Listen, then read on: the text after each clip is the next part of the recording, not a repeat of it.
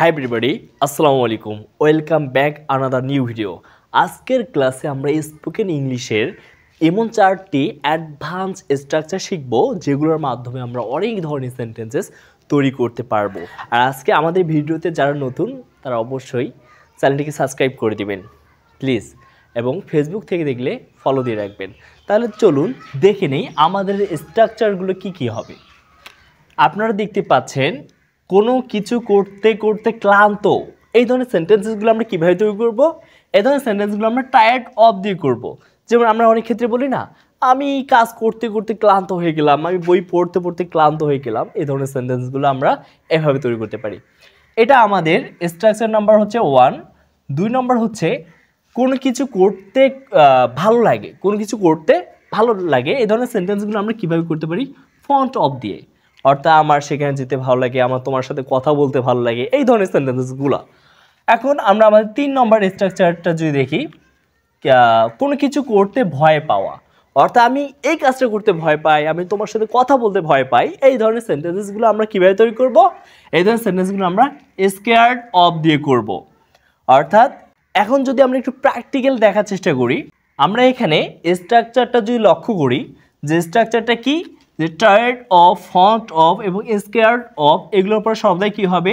ভার্বের সাথে আইএনজি হবে এবং তার পূর্বে অ্যামিজার থাকবে এবং তার পূর্বে তো আমরা জানি যে সাবজেক্ট থাকে। অর্থাৎ আমরা যদি এটা এক্সাম্পলের মাধ্যমে একটু দেখার চেষ্টা করি, এক্সাম্পল আকারে, আমি আশা করছি বিষয়টা আপনি একেবারেই বুঝতে পাবেন। তাহলে চলুন দেখে নেই। আমরা যদি এক্সাম্পলগুলো লক্ষ্য করি তাহলে দেখতে পাবো যে প্রত্যেকটা ভার্বের সাথে আইন যুক্ত হয়েছে, কারণ এদের পূর্বে টায়ার্ড অফ, ফন্ট অফ এবং স্কেয়ার্ড অফ বসেছে।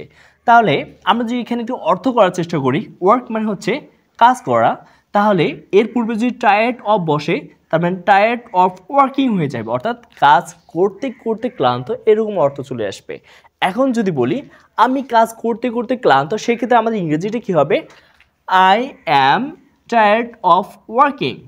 আমি পড়তে পড়তে ক্লান্ত, I am tired of reading. এখন আমরা যদি উই দিয়ে বলি যে আমরা কাজ করতে করতে ক্লান্ত, we are tired of working.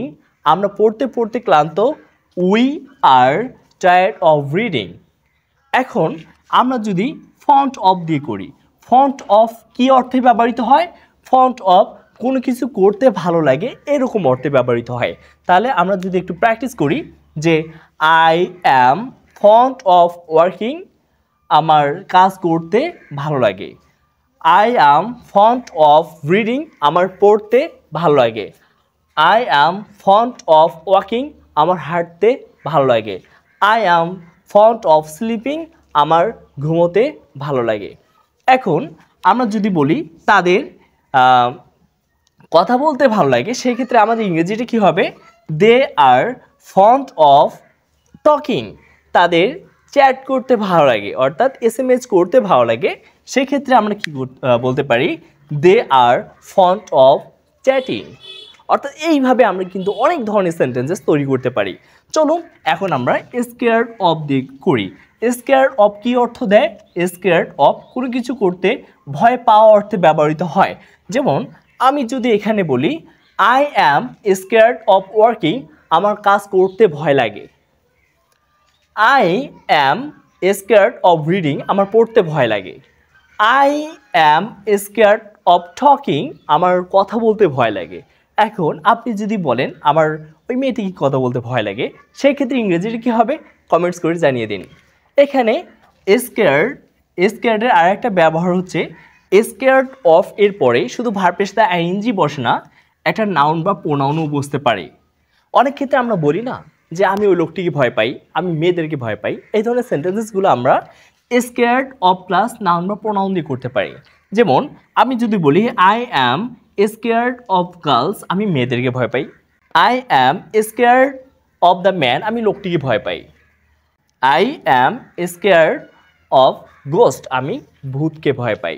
অর্থাৎ এই ধরনের আমরা সেন্টেন্সেসগুলো তৈরি করতে পারি। এখন যদি আমরা হি দিয়ে বলি যে he is scared of girls, সে মেয়েদেরকে ভয় পায়। He is scared of the man, সে মানুষটিকে ভয় পায়। He is scared of me, it means সে আমাকে ভয় পায়। অর্থাৎ আমরা যদি বলি তারা আমাকে ভয় পায়, তারা আমাকে ভয় পায়, তাহলে কি হবে ইংরেজিটা? They are scared of me, তারা আমাকে ভয় পায়। আমি তাদেরকে ভয় পাই, I am scared of them. অর্থাৎ এভাবে আমরা সেন্টেন্সেসগুলো তৈরি করতে পারি। তাহলে আমাদের কয়টা স্ট্রাকচার হয়ে গেল? একটা, দুইটা, তিনটা, বাকি থাকলো কয়টা? একটা। সেই স্ট্রাকচারটা কি সেটা আমরা এখন জেনে নেব। আমাদের 4 নম্বর স্ট্রাকচারটি হচ্ছে কোনো কাজ করব বলে ভাবছি। এই ধরনের সেন্টেন্স আমরা কিভাবে তৈরি করতে পারি? যেমন আমি সেখানে যাব বলে ভাবছি বা যাব ভাবছি, এই ধরনের সেন্টেন্স তৈরি করার জন্য আমরা থিঙ্ক অফ দিয়ে করতে পারি। এর ব্যবহারটা কেমন? এর ব্যবহারটা ঠিক আগের মতোই, যে থিঙ্ক অফ প্লাস ভার্বের সাথে আইএনজি হয়। থিঙ্ক অফ এর পরেও কি হয়? ভার্বের সাথে আইএনজি। আমরা যদি একটু এক্সাম্পলগুলো দেখি তাহলে বিষয়টা ক্লিয়ার হয়ে যাবে। আমি এখানে যদি বলি I think of going, it means আমি যাব বলে ভাবছি, অর্থাৎ যাব ভাবছি। উই থিঙ্ক অফ গোয়িং, আমরা যাব ভাবছি।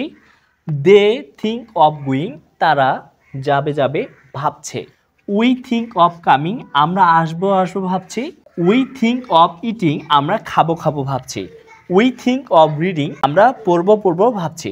অর্থাৎ এইভাবে আমরা সেন্টেন্সগুলো তৈরি করতে পারি। এটা যদি আপনি বুঝে থাকেন তাহলে আপনি কমেন্টস করে জানিয়ে দিন। আমি চ্যানেলটিকে সাবস্ক্রাইব করব ভাবছি, এর ইংরেজি কি হবে, এবং অবশ্যই প্লিজ চ্যানেলটিকে সাবস্ক্রাইব করে দিবেন এবং এরকম ভিডিও আরও পেতে আমাদের সাথে থাকবেন। আল্লাহ হাফেজ।